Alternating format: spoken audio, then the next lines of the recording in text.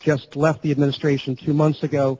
I was standing at a podium much like this as the events were happening in Tunisia and Egypt and beginning in Libya at the time I left. Obviously, the United States was cautious, and there's been some criticism of the administration's caution, both in the context of Egypt, but also going back a couple of years in the context of Iran. The President said the other day in his speech that it is the policy of the United States to support those who are reformers in the region.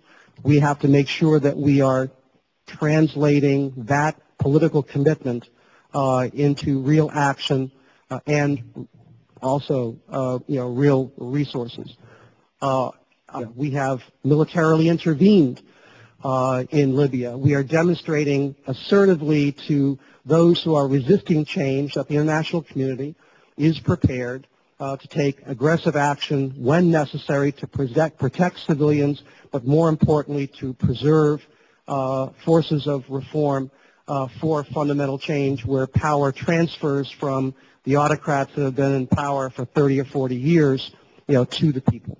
Change is going to occur from the bottom up. It's not going to be imposed, from the outside in.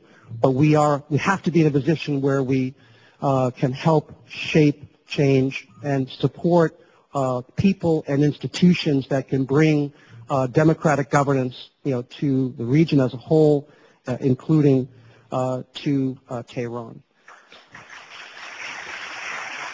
Options with respect to Iran have to be on the table, but we have to make sure that there are as many non-military options available to the President and the Secretaries of State and Secretaries of Defense, seeing the tragic pictures and images of what happened last month and knowing what had happened in previous episodes at Camp Ashraf. It is an unsustainable situation. It is a humanitarian tragedy, and it needs to be resolved.